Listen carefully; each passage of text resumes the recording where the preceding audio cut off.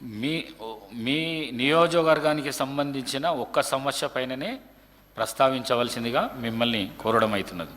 మరి అదేవిధంగా డాక్టర్ చిట్టెం ప్రాణికారెడ్డి గారు. అధ్యక్ష, ఈరోజు కొత్తగా ఎన్నికై మొదటిసారి ఈ సభలో మాట్లాడే అవకాశం ఇచ్చినందుకు మీకు ప్రత్యేక ధన్యవాదాలు తెలుపుకుంటున్నాను అధ్యక్ష.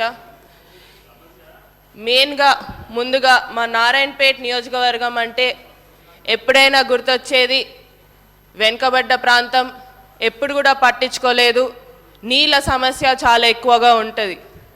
ఈరోజు మా నారాయణపేట నియోజకవర్గ ప్రజలందరి తరపున, రైతు మిత్రుల తరపున ఈరోజు మాకు పండగ లాగా ఏదైతే ముఖ్యమంత్రి గారు మాకు జియో 69 ద్వారా Narayanpet Kodangal lift irrigation administrative sanction అనేది ఇవ్వడం జరిగింది. 2,945 కోట్లు ఇవ్వడం జరిగింది. దానికోసమని ప్రత్యేకంగా ముఖ్యమంత్రి గారికి మరియు ఇరిగేషన్ మంత్రివర్యులు ఉత్తమ్ కుమార్ రెడ్డి గారికి ప్రత్యేక ధన్యవాదాలు తెలుపుకుంటున్నాం అధ్యక్ష. దీనికోసం ఇప్పుడు దాకా మా రైతులు చాలా కష్టపడ్డారు. ఈరోజు మాకైతే పండుగలాగా ఉంది అధ్యక్ష. మా నియోజకవర్గంకి వెళ్తే రైతులు చాలా సంతోషంగా ఉన్నారు. ఈ ప్రాజెక్ట్ వల్ల ఏదైతే 1,00,000 ఎకరాలకి నీళ్ళు అనేది, మాకు సాగునీరు అనేది రాబోతుంది. ఎందుకంటే వలసలు జిల్లాగా మారిందని చెప్పి ఇంతకుముందు కూడా అన్నారు. అవే వలసలు తగ్గి మళ్ళీ తిరిగి అదే వలసలు పోయిన వాళ్ళు తిరిగి వచ్చి వాళ్ళ భూముల్లో వాళ్ళ పంట పొలాలను కోసమని పనిచేసుకోవడానికి అవకాశం ఇచ్చినందుకు ప్రత్యేక ధన్యవాదాలు అధ్యక్ష. దీంతో పాటు 2 సమస్యలు అధ్యక్ష. మా దాంట్లో ఉన్నది ఏంటంటే మెయిన్గా నారాయణపేట్ అంటే గుర్తొచ్చేది చేనేత రంగం అధ్యక్ష.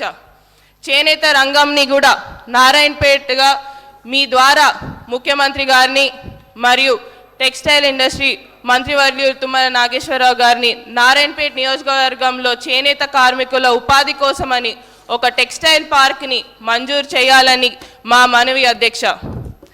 దీంతో పాటు చాలా ఉన్నాయి అధ్యక్ష సమస్యలు.